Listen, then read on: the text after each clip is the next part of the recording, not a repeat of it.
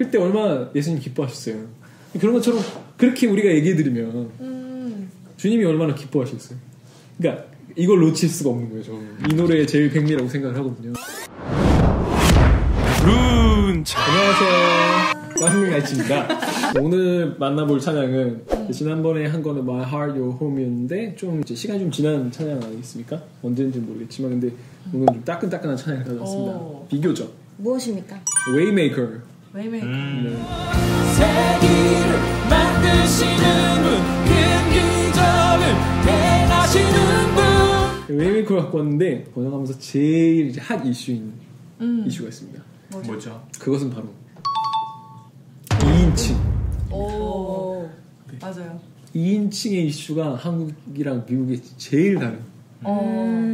네, 왜냐면 그러니까 저는 이제 미국에서 이제 영어 찬양도 좀 많이 부르고 그랬으니까 제일 안타깝다고 제가 생각하는 거는 제 나름대로 개인적으로 생각하는 거는 한국으로 이제 건너오는 번역되는 찬양이 정말 3인칭으로 바뀌는 경우가 너무도 많아. 예를 들어서 당신은 높으시죠, 당신은 좋으신 하나님이시죠, 이렇게 얘기하는 직역의 찬양이 우리나라 곡으로 넘어오면 번역이 되면 주는 좋으시지, 주는 좋으시네, 맞아, 주님. 맞아요. 주님은 좋다네. 그렇게 3인칭으로 되는 경우가 되게 많아요. 맞아요. 저희 교회에서는 이제 그 직접적인 좀 해석을 좀 쓰고 싶다.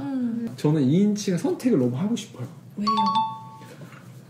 한번 생각해보세요. 여러분 하나님 사랑하시잖아요. 그래서 이제 하나님한테 불러드리고 싶지 않나요? 저는 사실 미국에서 이제 친밀한 찬양을 되게 많이 하곤 했는데 하나님한테 부르는 찬양인 다른 찬양도 좋지만 시편도 보면 시편이 이제 하나님한테 노래를 불러드리는 내용이 되게 많이 나오잖아요. 그렇죠.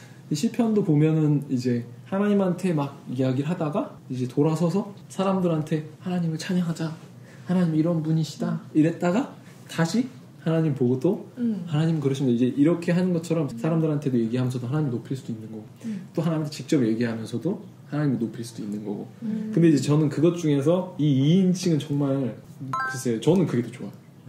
좀 더 뭔가 친밀한? 네. 장단점이 있는 것 같은데 그러니까 저는 이걸 버릴 수는 없다는 거죠. 그러니까 빈도수를 보면은 반반은 가고 싶어요. 저한테는 되게 이슈입니다. 왜 당신이라는 표현이 이렇게 없을까 찬양에. 유가 사실 이제 2인칭인데 우리나라 말은 유가 당신 아니면 너잖아요. 그렇죠. 맞아요. 너라고 할 수는 없잖아요.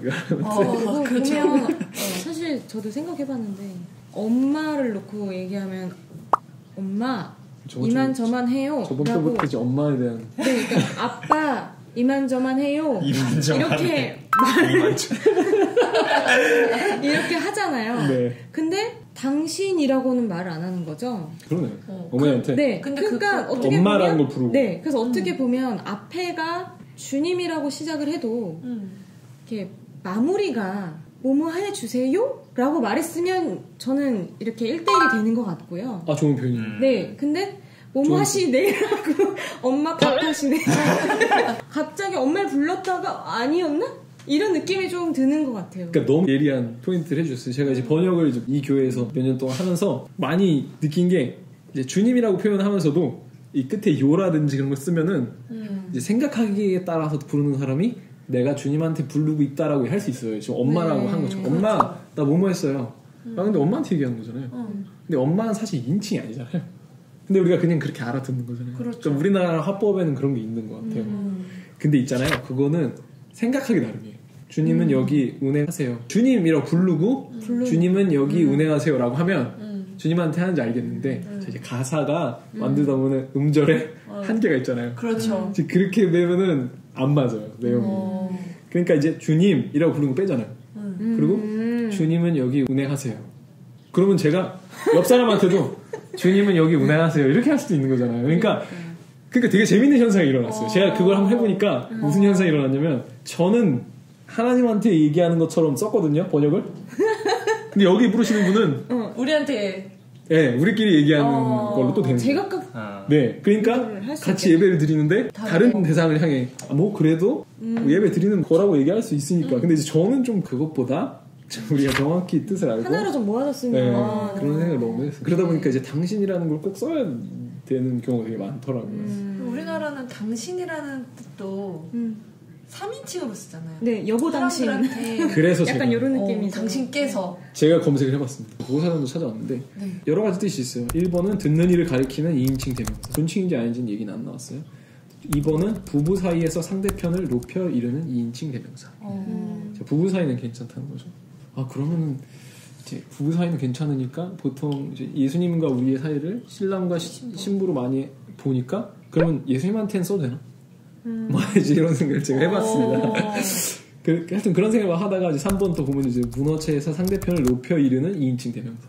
문어체, 학문이라든지 그런 거 쓰이는. 그죠? 근데 이제 4번 때문에 문제가 되는 것 같아요. 4번 뜻에 맞서 싸울 때 상대편을 낮잡아 이르는. 네, 저는 사실 이게 많이 생각났어요. 그래서 이게 문제가 되는 것 같아요. 근데 저는 이 2인칭의 제한이 너무 안타까운 게 이 언어의 제한이. 왜냐면 우리가 하나님한테 분명히 성경을 보면 2인칭의 대화가 되게 많아요. 그렇죠. 네. 그러면 우리나라 성경 번역 중에서는 정말 당신이 안 썼나 한번 라는 생각이 들었어요.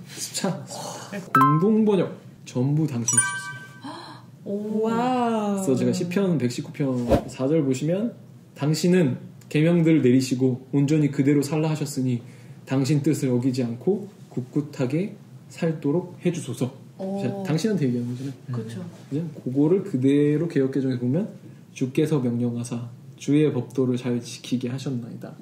내 길을 굳게 정하사 주의 율례를 지키게 하소서. 영어로도 이렇게 보시면 분명히 you를 씁니다. you you 많이 have ordained. 나오더라고요. 이 두 가지를 다 가졌으면 좋겠어요. 그래서 이제 우리 번역을 준비해왔습니다. 이게 제가 번역한 곡입니다. You are here, moving in our midst. I worship you, I worship you. You are here. 당신은 여기 있습니다. 당신 여기 있어요. Moving in our midst. 우리 가운데 움직이고 계시면서 여기 계십니다. I worship you. 당신을 예배합니다. I worship you.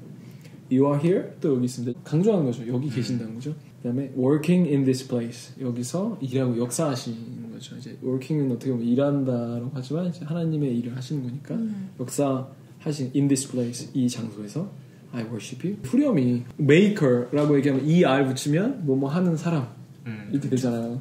그러니까 이거가 한국말로가 진짜 힘들어요. 네, 우리는 그런 게 없잖아요. ER 붙이면 되는 게. 그러네요. 노래하다 이게 뭐 붙이면 노래하는 사람은 가수잖아. 노래자라고 하진 않잖아요. 또 노래자라고 하지 않잖아. 그렇죠. 그래서 내가 별 생각을 다 해봤어요. 번역하면서 노래자. 그래서 일단 영어로 보시면 waymaker, miracle worker, waymaker. 그러니까 길을 만드는 사람. 사람이 아니지만 만드는 자. 그렇다고 뭐 하나만 자 이렇게 할 수 없잖아. miracle worker. 그 기적을 행하는 자. promise keeper. 약속을 지키는 자. Light in the darkness. 어두움 가운데 빛. My God. 나의 하나님. That is who you are. 그게 당신입니다. 그렇죠. 여기에. 이런 표현이잖아요.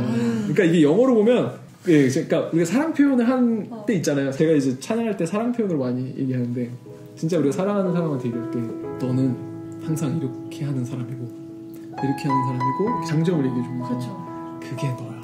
이게 감동이잖아요.